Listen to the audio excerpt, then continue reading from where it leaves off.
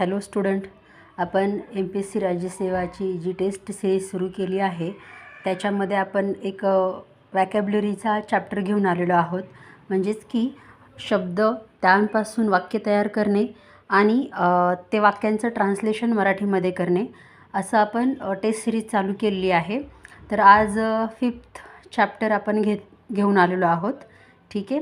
तर वरती जे मराठीमध्ये मी पॅरेग्राफ लिहिलेला आहे त्याचं आपल्याला इंग्लिशमध्ये ट्रान्सलेशन करायचं आहे आणि ते शब्दांद्वारे कसं ट्रान्सलेशन करता येतं आपण आज ते शिकणार आहोत. ठीक आहे. तर इथे शब्द आहेत ते तुम्ही शब्द पाहून घ्या. 10 शब्द दिलेले आहेत मी. ॲबिलिटी आहे accurate, achieve, acquire, adopt, adequate. ठीक आहे. तर हे शब्द आणि ह्या शब्दांपासून आपण वाक्य जुळवणी कशी करतो, मग ते प्रेझेंट आहे, पास्ट आहे आणि फ्युचर आहे. तर ते तिन्हीमध्ये पण वाक्याची आपल्याला जुळवणी करता आली पाहिजे. ओके. तर चला सुरुवात करूया. एक दिवस एक मुलगा आयुष्यात काहीतरी मोठं साध्य करायचं ठरवतो. ठीक आहे. तर एक दिवस आपण इथे काय बोलू शकतो, one day a boy decided to achieve something great in life. Decided म्हणजे काय की त्याने ठरवलं आहे किंवा ठरवतो. ठीक आहे. टू अचीव म्हणजे काहीतरी मिळवायचं आहे. समथिंग काहीतरी, ग्रेट म्हणजे खूप मोठं काहीतरी मिळवायचं आहे त्याला त्याच्या आयुष्यामध्ये. तो असं ठरवतो. Decided one day. ओके. त्याच्यात नवीन गोष्टी शिकण्याची क्षमता होती. क्षमताला आपण काय बोलतो, ॲबिलिटी बोलतो. ठीक आहे.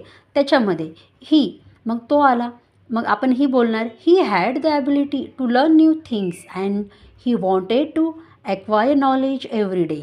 म्हणजे की त्याच्यामध्ये नवीन काहीतरी शिकण्याची क्षमता होती आणि तो रोज ज्ञान मिळवत होता. इथे आहे पास्ट टेन्स. ठीक आहे. ज्ञान मिळवत होता म्हणून इथे काय येणार आहे, वॉज, हॅड आणि वॉन्टेडचा पास्ट टेन्स म्हणजे वॉन्ट आहे. वॉन्टला आपण पास्टमध्ये वॉन्टेड बोलतो. ठीक आहे.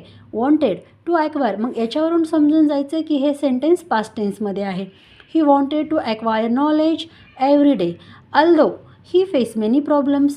म्हणजे की तो प्रत्येक परिस्थितीमध्ये म्हणजे की त्याला अनेक अडचणी असूनही त्याने आपले प्रयत्न सोडले नाही किंवा त्याने आपले ध्येय सोडले नाही. तरी ते काय आहे, although he face many problems he did not abandon his goal. म्हणजे त्यांनी अबॅन्डन, इथे बघा आता हा शब्द जो आला आहे इथे काय आहे, सोडून देणे.